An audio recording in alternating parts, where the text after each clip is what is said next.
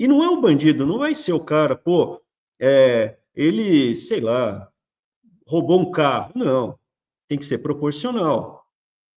Existe.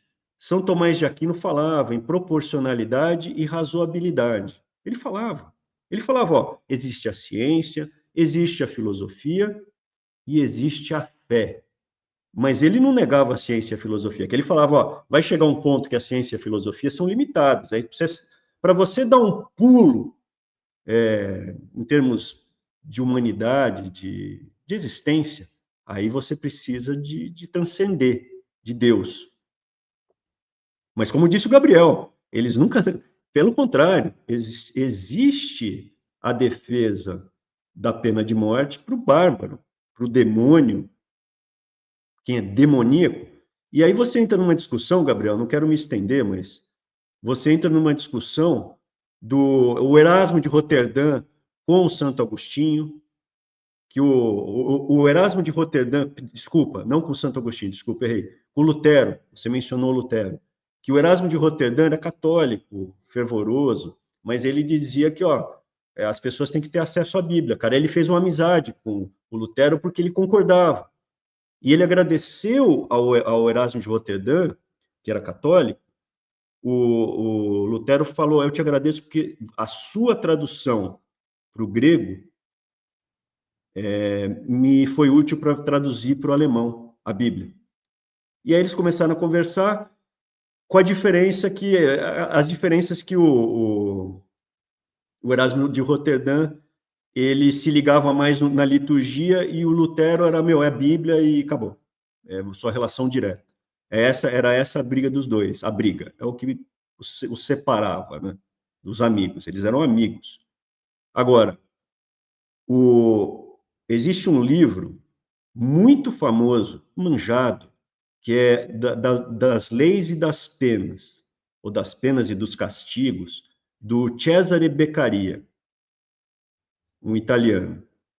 E o Cesare Beccaria, ele detestava o Rousseau. Ó, Lu, ele detestava o Rousseau.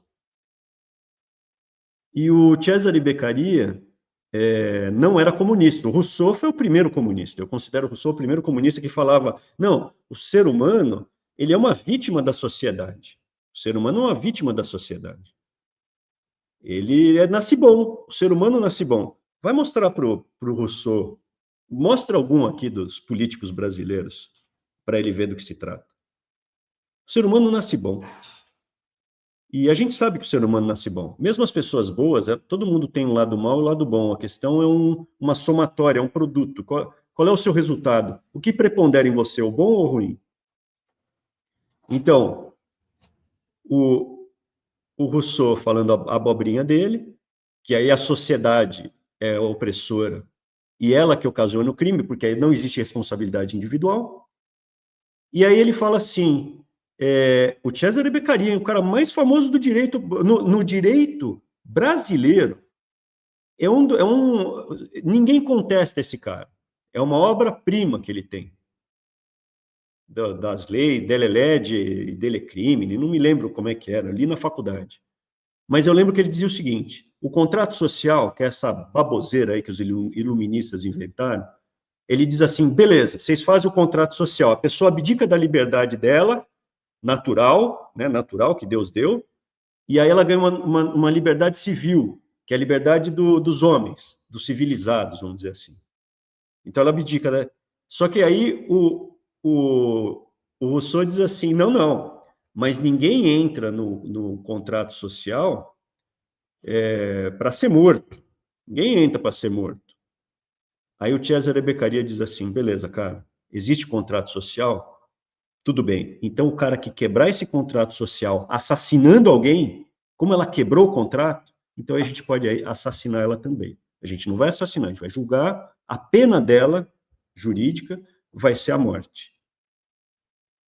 Enfim, não quero me delongar muito, Gabriel. Fechou, mestrão. Deixa eu mostrar para o pessoal aqui a questão desse argumento que é muito importante, né? Então, como eu estava dizendo para vocês, ó, Lotir Tsar, aí, ó, Êxodo 20, 13. Você pode abrir agora. uma Bíblia original em hebraico na internet. As maravilhas dessa ferramenta que a gente tem nas mãos. Às vezes o pessoal pergunta para mim, Arthur, caramba, mas como é que você sabe? Você lembra de umas coisas? Eu não lembro, eu tô consultando e estudando o tempo inteiro. A minha memória não é das melhores do mundo, não, mas é que eu me mantenho afiado e hoje a gente tem a facilidade de ter acesso a todas essas coisas. Então, quando nós olhamos aqui, por exemplo, essa aqui, Lotirtzah, é especificamente o assassinato, tá bom? Aí, linguagem do direito, é o homicídio doloso, com dolo, tá bom? Intenção de ferir e matar, ok? Não é o matar em geral no texto bíblico, como em guerra, como numa pena capital. E esses termos, né, no hebraico antigo, carregam uma outra palavra, né, que pode ser harag ou muth, né? Eu posso mostrar aqui depois textos que têm essa versão. Por quê? Se nós considerarmos aqui o não matarás como um radical, um extremo, você não vai matar uma formiga com a lupa, você não vai comer boi, você não vai fazer nada que envolva matar um outro ser humano, né, ou um animal, por exemplo, ok? Então, quando nós temos aqui, por exemplo, essa aqui é uma versão da Bíblia em português de Portugal, tá? Deixa eu só dar uma aumentada aqui para o pessoal que está em casa conseguir enxergar. É dito aqui o seguinte, tá? Êxodo 22, que é 2 capítulos adiante. Aí nesse mesmo livro você pode abrir sua Bíblia. É dito o seguinte: se o ladrão for achado a minar uma casa, aqui é o português de Portugal, né? Então tá meio diferente. Mas se for achado a minar uma casa e for ferido de modo que morra, o que o feriu não será réu de sangue. Então veja, se nós levarmos no radical Êxodo 20:13, não matarás, então é uma contradição do ponto de vista bíblico, não é? Então não é uma contradição. Nós estamos falando de palavras e terminologias diferentes. Pois bem, se eu digo para vocês hoje o seguinte, olha, eu espero que o meu vovô e minha vovó, quando morreram, foram para o céu. Aí a criança ali que tá do lado, né, ela vai começar a olhar para cima, assim, nas nuvens, tal, nas estrelas, e, mas cadê o vovô e a vovó? Eles não estão no céu? Não, é um céu diferente, né? Eu estou falando do paraíso, né? Heaven, né? Então, sky, heaven são palavras diferentes, céu, paraíso. Nós falamos de conceitos distintos que são traduzidos dentro desse mesmo texto e que às vezes causam esse tipo de confusão, ok? Então, quando nós falamos aqui especificamente sobre esse termo, nós estamos falando sobre contextos distintos com palavras diferentes. Tanto que se a gente segue aqui na concordância bíblica, a gente vê aqui, ó, se alguém furtar um boi ou uma ovelha, que é o versículo 1 anterior, tá? E o matar ou vender, por um boi pagará 5 bois, e por uma ovelha, 4 ovelhas. 2, o versículo que a gente acabou de ler. Se o ladrão for achado a minar uma casa e for ferido de modo que morra, o que o feriu não será réu de sangue, tá? E aí o 3, mas se o sol houver saído sobre o ladrão, o que o feriu não será réu de sangue. O ladrão certamente dará indenização. Se nada possuir, será então vendido por seu furto, né?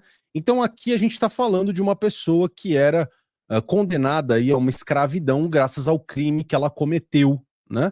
E aqui tem uma diferença do 3x2 que você pode perceber, né? Se eu tô no meio da noite e recebo um desconhecido na minha propriedade e eu não sei se essa pessoa tá armada, eu não sei quais são as intenções dessa pessoa, eu tenho o direito legítimo, ok? De me defender. Defender os meus. Meus filhos estão dentro de casa. Minha esposa, meus servos, inclusive. Meus funcionários que trabalham aqui. Eu não sei quais são as intenções desse salteador. Então eu tenho que feri-lo. E se feri-lo e ele morrer, eu não serei culpado, porque eu não tenho como saber qual que é a intenção dele.